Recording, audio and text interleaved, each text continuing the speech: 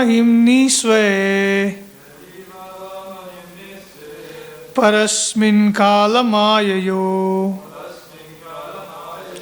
rametagata samuhas tyaktva daste tabobhayam Tyaktva-daste tabobhayam Yarivava mahimni swe Parasmin kalamayayo Rametagata samuhas Tyaktva-daste tadobhyam Yarhi vava mahimni swe Parasmin kalamayayo Rametagata samuhas Tyaktva-daste tadobhayam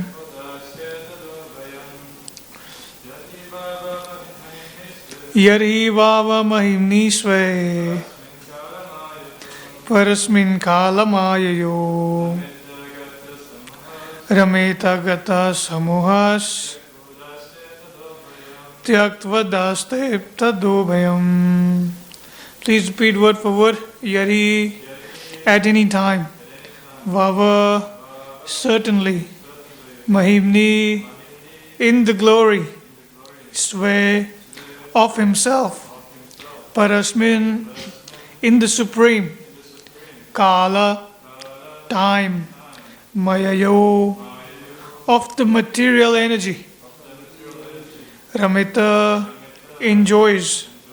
Gata samoha, being freed from the misconception. Tyaktva, giving up. Udasate, in fullness. Tada, then. Ubhyam, both. The misconceptions of I and mine.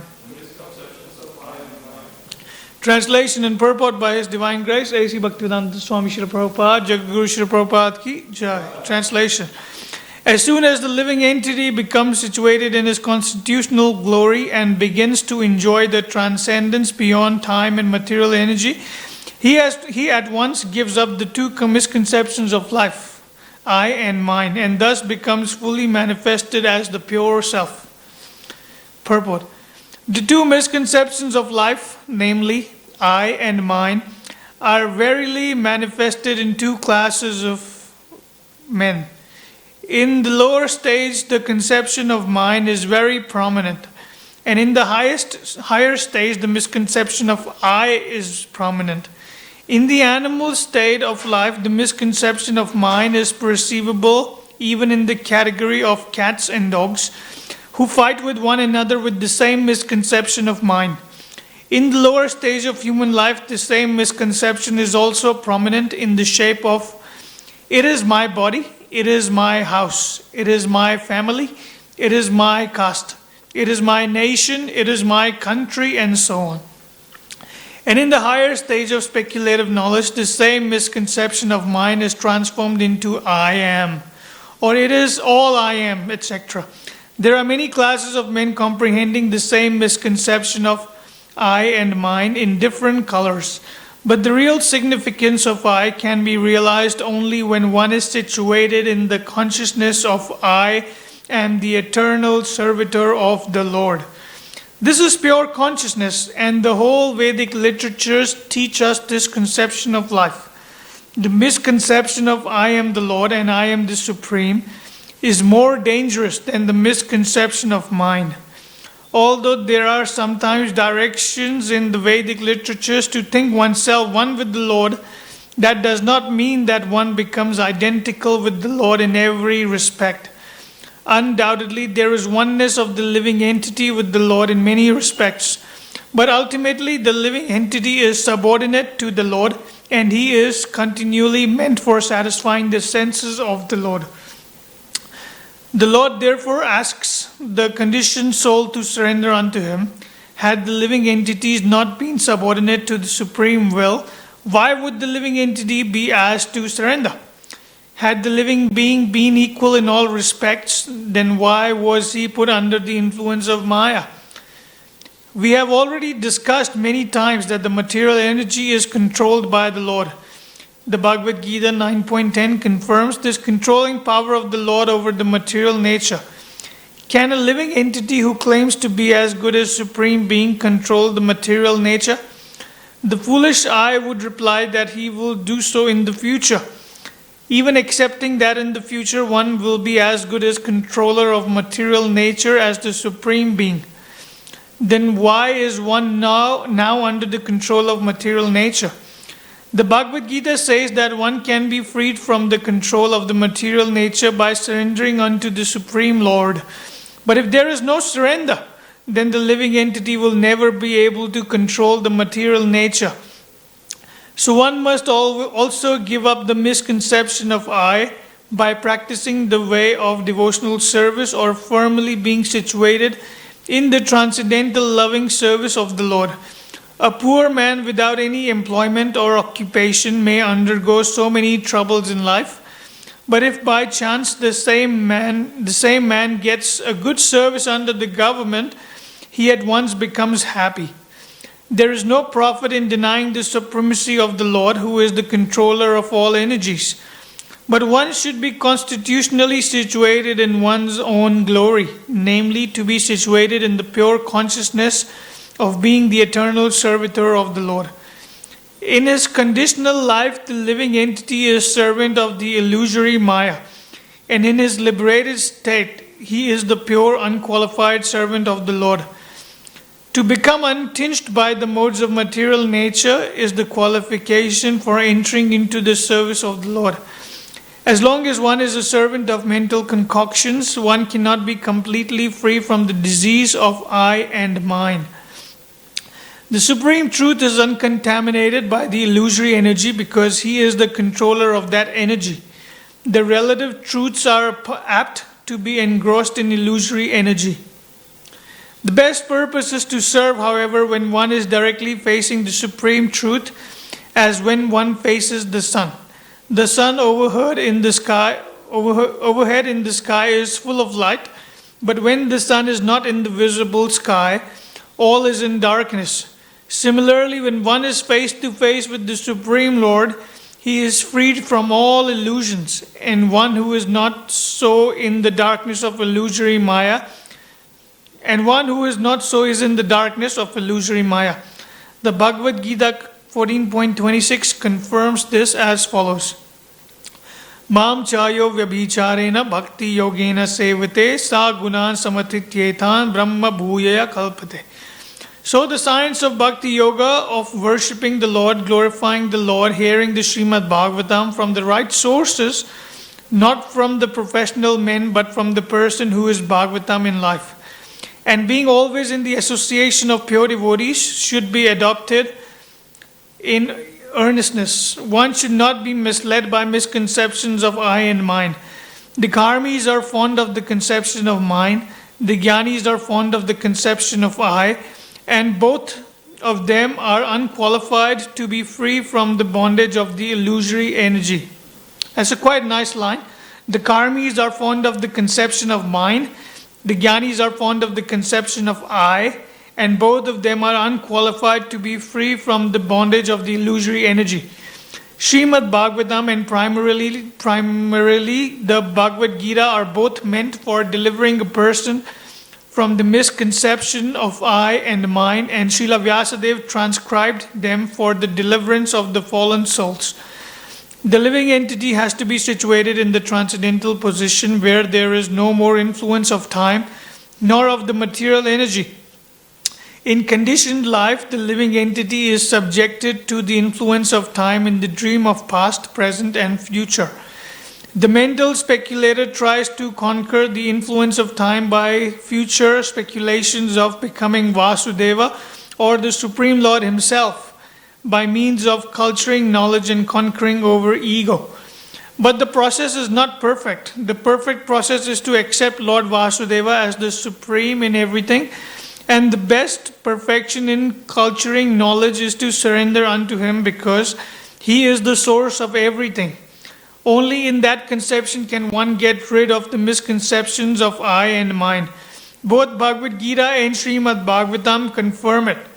Srila Vyasadeva has specifically contributed to the illusion living entity, the science of God and the process of Bhakti Yoga in his great literature Srimad Bhagavatam. And the conditioned soul should fully take advantage of this great science. Om Jnanatimirandasya Jnananjana Shalakaya Chakshurunmilitam Yena Tasmai Shri Gurve Namah. Jai Shri Krishna Chaitanya Prabhu Nityananda Shri Advaita Gadadhara Shivashadi Gaura Bhakta Vrinda. Hare Krishna Krishna Krishna Hare Hare Hare Rama Rama Rama Hare Hare.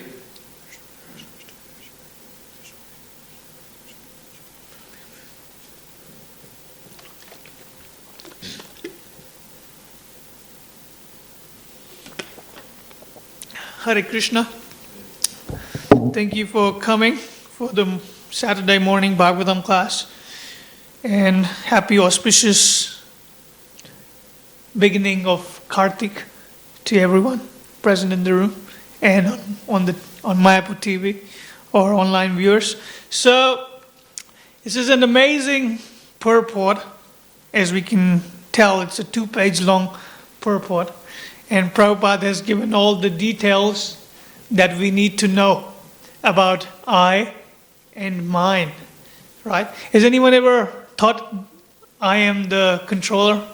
Or this is me controlling this other person, or this other place, or this other society, or this country, This is all misconception of the body, identifying with the body. We see when I was in school, right?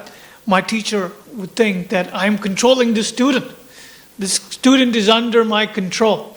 And sometimes when the students will act naughty, not in the control, the teacher will get mad and chastise the students. You need to be under my control, right? So this is a smaller scale. You go on a bigger scale, you see a politician or, a great leader of a country may not be as great as we know it. It thinks that this whole country is in my control. I am controlling this country. Yeah, this is mine. And then we go family problems, This is my house. This is my property. This is my wife or husband. This is my kid. This used to be a common problem among the mothers, especially. This is my kid. When the kids get in fight with other kids, this is my kid. He should win. And stuff like that. Happens common in the family, right? My kid, my family. So this is all my. It's all bodily identification. A person who doesn't know the spiritual science of bhakti does not know what is the greater cause, how to go beyond this I and mine mentality, right? Because we're all only stuck in the bodily platform of my body, my sense gratification. What else? Sense gratification of my partner. That's also secondary. That's not even primary anymore. Primary is only my sense gratification. Then everyone else's sense gratification. First, I need to fulfill my desires. I need to fulfill my happiness. Then I'll think about the rest of the world, right? That's the current society we are living in.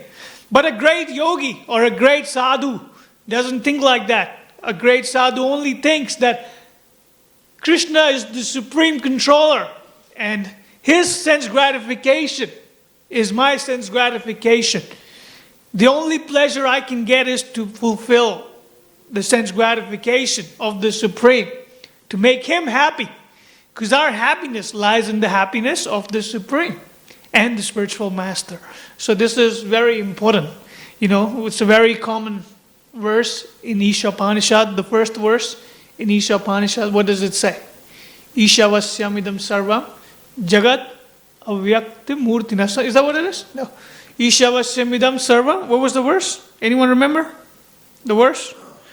Yat kincha jagatyam jagat tena tyak tena bunjita ma grida kashyat swidhanam. What's the translation?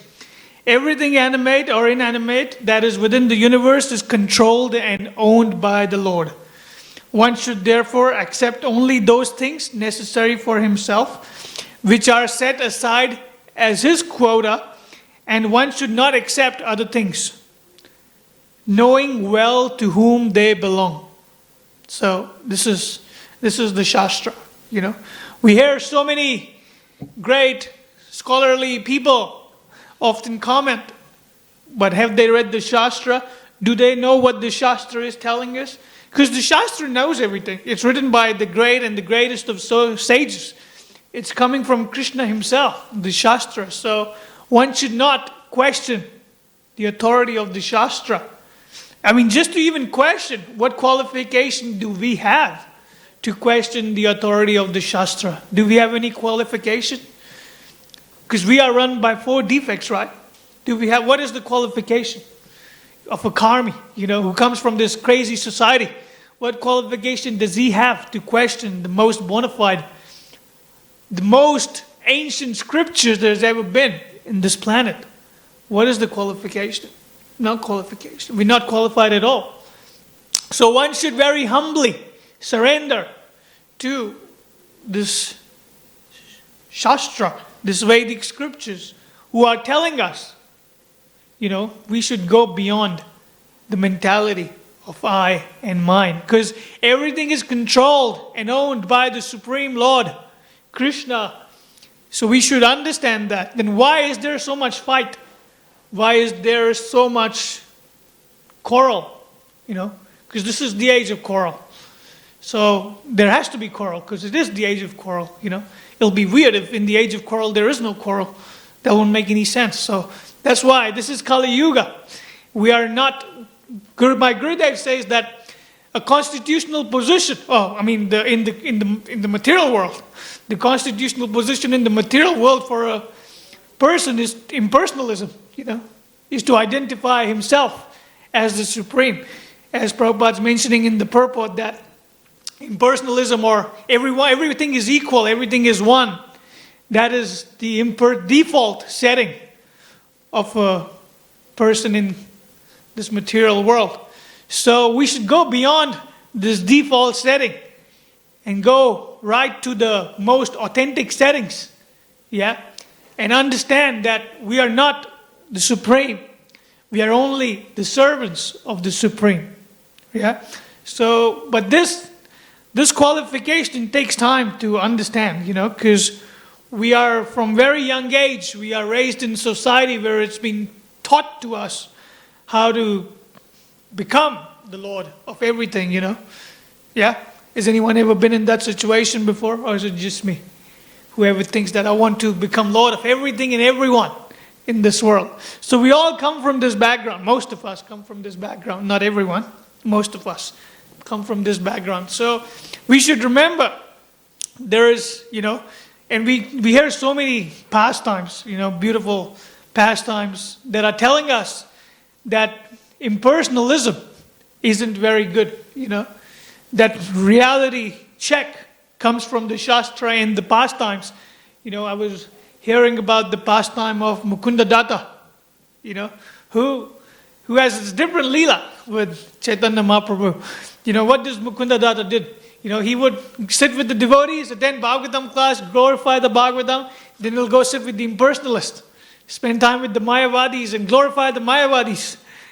And when Chaitanya Mahaprabhu found out that Mukunda Datta is doing this thing, and he gave his darshan to so many devotees, and he was standing outside, Mukunda Datta, just outside the room or something, and he told to Shiva's Pandit that, I want to also see Lord Chaitanya. And then Shiva's Pandit went to Lord Chaitanya, told him that Mukunda Datta is just here, he would like to see you. And Lord Chaitanya said, no, I am not seeing Mukunda Datta. He's a great rascal, He sits with devotees, attends devotees class and glorify devotees, but then the next time he goes with the Mayavadis, spend time with the Mayavadis and glorify the Mayavadis. So I'm not seeing him. And then, when Mukunda Datta found that out, he's very, no, Lord Chaitanya would not see him. So he told Srivas Pandit, please ask him when his when is Lord Chaitanya going to see me? When can I come? If I can't come now, when can I come? And then Lord Chaitanya said that I won't see him for 1 million or 10 million, something, lifetimes. So and Srivas Pandit tells that to Mukunda Datta. Or he actually hears that because he's standing outside. He's hearing everything that's going inside. And Mukunda Datta jumps in ecstasy. He started dancing. He's in like super ecstasy and everyone's just freaking out. Everyone's like, what's wrong with this guy? Chaitanya Mahaprabhu said that he would not see him for millions of lifetimes. But why is he dancing? Has he lost his mind? And when asked to Mukunda Datta, why are you dancing in ecstasy? What's wrong with you? He said, well, I have been guaranteed that after 1 million lifetimes I'll be seeing Lord Chaitanya, right? So no one else has this guarantee, but I do. So that's why I am dancing in ecstasy. So when Lord Chaitanya finds out, he giggles. He starts giggling. He's like, he's not a Mayavadi. He has found out the real essence, and that's why he's dancing in ecstasy. So that's what we think. That's why we know the Lord Himself, when He comes, He's telling us, don't become an impersonalist. Because in India, like everyone is majorly God conscious, in back of those good days, people were God conscious. And then due to this excessive preaching of the Mayavad philosophy in India, this whole idea of impersonalism came into existence, But people were generally God conscious, but due to this excessive preaching of Mayavad philosophy, took over quite a lot of parts, and there was so many sampradayas and stuff. But Bhaktivinoda Thakur, when he came, he cleared out, He said that he took apart the bona fide traditions. He said these are the bona fide traditions, and he made a big differentiation between Mayavad philosophy and the devotees of Lord Chaitanya. Even though there were many different traditions inside the tradition of Lord Chaitanya's Sankirtan movement, there were many sampradayas. But we are from the most bona fide sampradaya, because it is coming right from Lord Chaitanya, and we don't, Sometimes we may act, we look at another devotee and, we see some qualities and we relate it to Krishna. We say, this devotee has such great quality like Krishna, Sometimes we do that as our humor and as our association, we sometimes do that. But we're not saying that this other devotee is Krishna. We say this devotee, because we are trying to remember Krishna, By looking at another devotee, we just try to remember Krishna also. Because that is the goal of life. But we don't say that this devotee is Krishna. That's just offensive. That's just Mayavad. Because no one can be the Supreme Lord. Sometimes there is many greats, not great I would say, but just sages and these sadhus, so-called sadhus, who claim to be the Supreme Person. Or they claim another philosophy that we can become the Supreme Person. So these sadhus are not very smart. They're just trying to, you just ask them, how can you become a great person? Like, what is this whole concept of Mayavad? Why are you preaching this Mayavad philosophy? Why should I even think about becoming the Supreme Lord? I cannot do anything that the Supreme Lord does. A little boy, things he has done. Can we even think about doing it? In the month of Kartik, so many pastimes performed by Lord Krishna. Can we perform any of those pastimes? Can we even think to perform any of those pastimes? No. So this is the whole point. We can think that once I become the Supreme Lord, I can perform those pastimes. But are you really going to become the Supreme Lord? Because it's common sense, You can't become the Supreme Lord. Because if you become the Supreme Lord, and there's other people who can also become the Supreme Lord, then there won't be a Supreme Lord. Everyone will be common. So that's the whole wrong conception. There's another beautiful pastime where Advaita Acharya, who's such a great person, who's the most scholarly person that's ever existed. He's the Acharya, great Acharya. That's why he's called Advaita Acharya, because he's known by even the greatest impersonalists. They also respect him for being such a great personality. And by the prayers, who's Advaita Acharya is God himself. He is Mahavishnu. He's incarnation. He's actually incarnation of Lord Shiva and Mahavishnu. So he's like a dual. We were discussing this the other day. Who is the dual incarnation? Advaita Acharya is also a dual form. So Advaita Acharya, due to the mercy of Advaita Acharya, we got the association of Lord Chaitanya. Right? By his prayers, Lord Chaitanya appeared in this world to teach us and fight against Mayavad philosophy. Right? Because,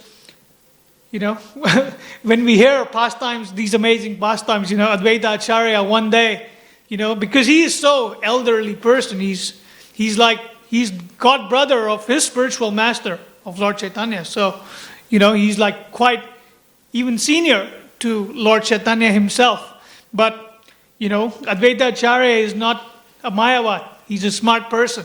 He knows that Lord Chaitanya is Krishna himself. And he wants all the mercy from Lord Chaitanya that a disciple or a younger devotee would get. Because Lord Chaitanya would not chastise Advaita Acharya because he's such a great senior devotee. He would always respect and treat him with respect.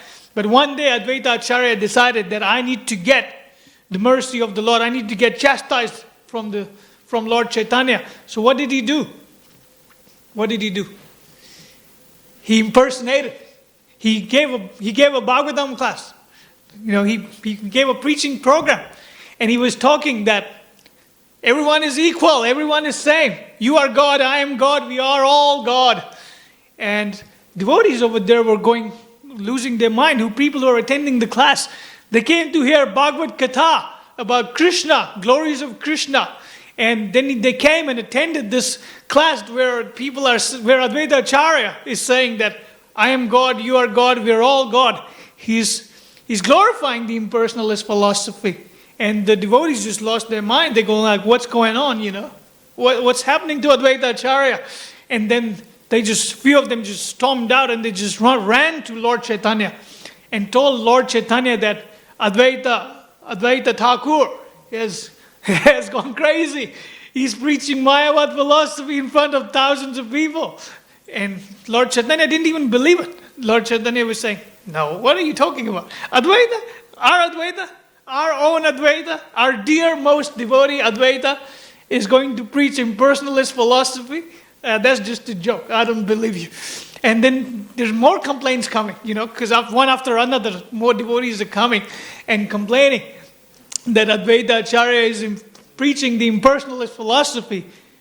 And Lord Chaitanya just wouldn't believe it. He's like, that's not possible. How can Advaita, our own dear Advaita, who is such godly person, can preach this Mayavad philosophy? That's just not going to happen. And then devotees say, please, you should come yourself and see them. If you don't believe us, you please come yourself and see. And then Lord Chaitanya left everything and went to see this. Attended, sat down at the Bhagavatam class going on. And then he's hearing. And Advaita Acharya, who's sitting in the throne, can see Lord Chaitanya is attending the class. Now he's like, now is the time. Now is the time to tell him this Mayavad philosophy. Then Advaita Acharya says that I am God, you're God, we're all God. As soon as Lord Chaitanya heard that, he just showed the wrath of Krishna to Advaita Acharya. He's running after Advaita Acharya, hitting him, punching him, slapping him, running after him with a stick. How are you preaching this Mayavad philosophy? You cannot be my devotee if you're preaching this mundane philosophy. And Lord Advaita Acharya is just jumping and he's dancing. Because he's finally got what he wanted, to get chastised from Lord Chaitanya. And then he told Lord Chaitanya that I just wanted to get chastised from you and now my dream has been fulfilled. And then Lord Chaitanya knew, he has tricked me. He has tricked me. But this is a beautiful pastime that is teaching us, that even when, you jokingly say something, God is not very happy with that. He will give you chastisement. Spiritual chastisement is different. It's very unique. It's very nice. Sometimes when devotees get chastised for their bad behavior, but most of us don't feel like that. Most of us are neophyte devotees. So when we get chastised, we only think, why is this person chastising me? What authority does he has to chastise me, So chastisement takes a while to understand what is difference between spiritual chastisement, when Prabhupada would chastise his disciples, like there's a famous pastime where Prabhupada, the books printing were going on, CC, they were printing Chaitanya Charitamrita, and they said that we can print Prabhupada. They spend days coming up with a plan how to please Prabhupada, and they said in one day, Prabhupada, in 1 month, we have one book, 1 month. We have one book ready in 1 month. And that's the great plan, we can make it possible. We can make it happen. And when Prabhupada found out, he just chastised them. He's like, no, this is too slow. I want all the books in 6 months or 3 months, something. And devotees were like, what? That's not possible.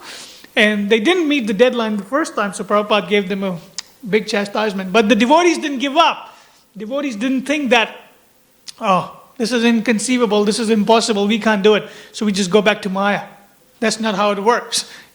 Spiritual potency is there from a guru. When a guru chastises his disciple, he's teaching them the greatest lessons, He's teaching him, that is the mercy of the guru, to chastise his disciples. Because if a guru glorifies his disciple, then there is always a risk. What is the risk? For the disciple to become puffed up and, take control. And that's when he starts relating to I and mine. This is my guru.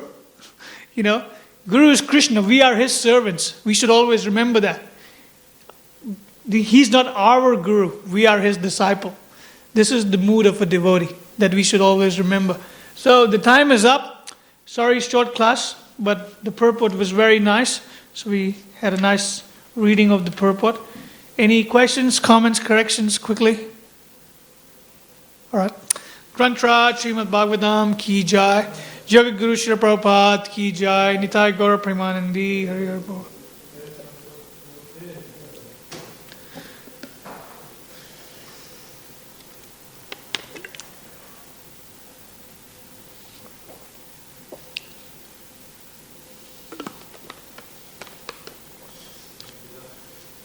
Was that?